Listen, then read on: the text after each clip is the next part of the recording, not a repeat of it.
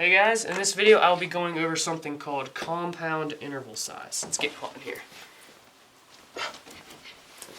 Get off. Alright.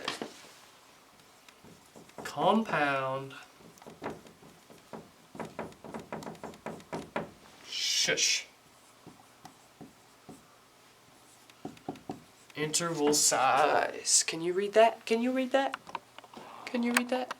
I hope so, because I've been using this little board this entire time.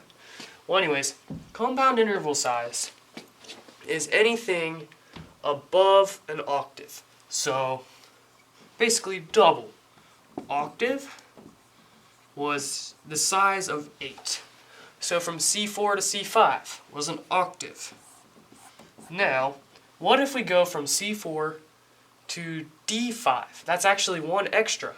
Well, then it's not an eighth, it's a ninth. Yes, good guess. So that is an example of a compound interval size. So we can think of it as just counting from the bottom one up to the larger one. So we could have, okay, let's say C4 to B5. So we have C4, C, D, E, F, G, A, B, C. So that's C, that's B4. B4C. Get it? Because it's like before it. Oh man. Whew. So this is C5. D, E, F, G, A, B. That's a lot. So here is B5.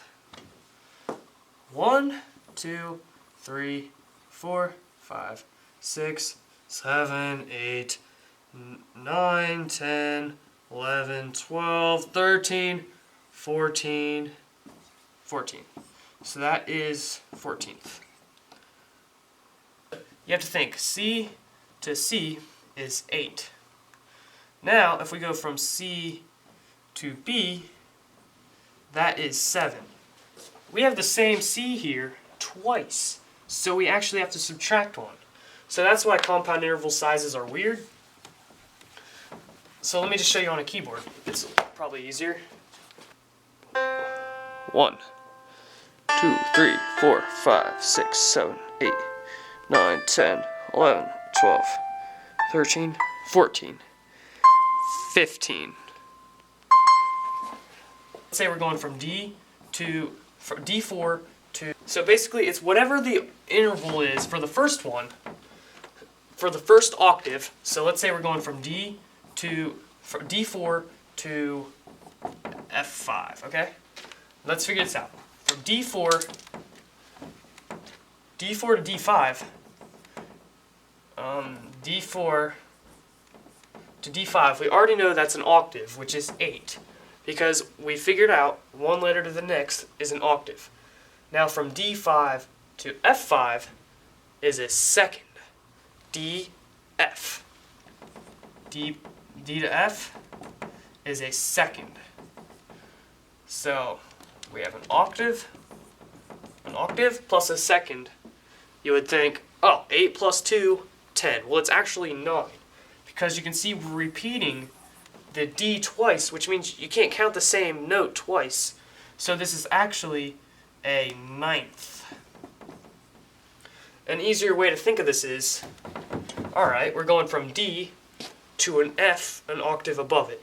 So that means we have an octave, 8, plus one more, ninth. Rather than recounting the D, that's an easier way to think of it when you have smaller intervals.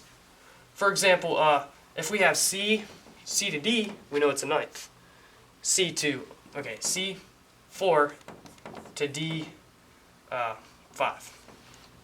We know this is a ninth, because C4 to C5 is an octave, plus a D would make it a ninth. One extra step. So that's all about interval sizes. In the next video, I'll be talking about adding intervals, and that'll help me clear things up and help you clear things up, which will be good. So I'll see you then. Thank you. I'll subscribe.